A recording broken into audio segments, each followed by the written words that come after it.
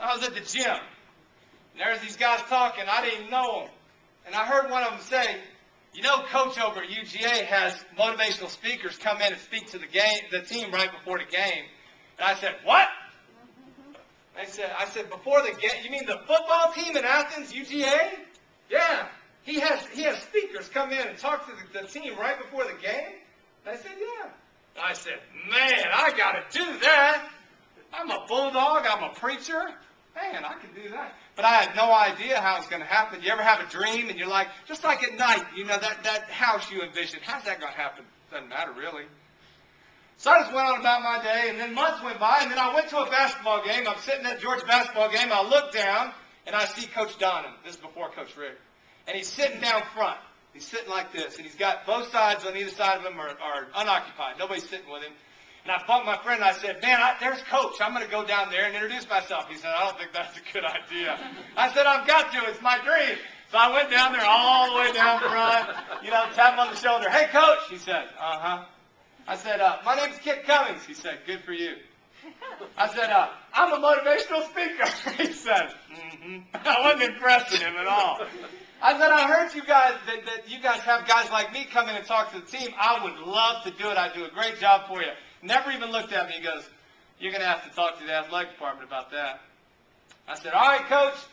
Thanks. It was good meeting you. He said, uh-huh. And guess what I did the next day? Called the athletic department and said, Coach told me to set up a speech. That's right. Because he did, didn't he? Yeah. I'm lying. So they said, well, you're going to have to talk to Coach Johnson. So I called Coach Johnson. He said, you're going to have to talk to Coach Selfo. So I called Coach Selfo. You're going to have to talk to Coach Williams. So I go through all these people. Finally they say, you got to talk to Mr. Claude. Mr. Claude is the 80-year-old chaplain of the University of Georgia football team. And so I called Mr. Claude. And I said, Mr. Claude, the coach, the athletic department, Coach Selfo, Coach Williams, Mary Ann, Betty Sue, Cindy, they all told me I'd talk to you. I need to speak to the dogs. He goes, son, I appreciate your enthusiasm, but it ain't going to happen. We're a national program. We got guys coming in from all over the country to speak to the dogs, and I'm booked for years, so good luck to you. And I said, well, do you mind if I stay in touch? And he said the words that he regret forever. He said, that'll be fine. Because I began to wear down that little old man. I called him every week. Hey, Mr. Claude, it's Kit. How about this week? No? All right, I'll call you back. So I wouldn't let him go, right? And so finally I said, hey, Claude, how about if I go to an away game? Yeah, I'll pay for the trip. I'll come in there, and I'll speak to the dogs at an away game. He got kind of quiet, and he said, I do the away games. This guy on his turf. I said, I'll do it with you. We'll do half and half. I do 10 minutes, you do 10 minutes. I'll make you look great. He said, please, son, leave me alone. It ain't going to happen. Until the end of that year, I got a phone call from Mr. Claude. And he said that they had a cancellation. And that day that I was walking through the gym and I heard, man, they have motivational speakers talk to the dogs. I had this picture of myself in front of the dogs, and I was doing this, man. I had this vision in my mind.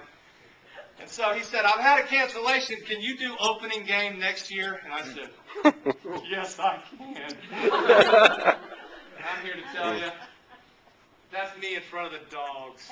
Now, doesn't that look strangely like the...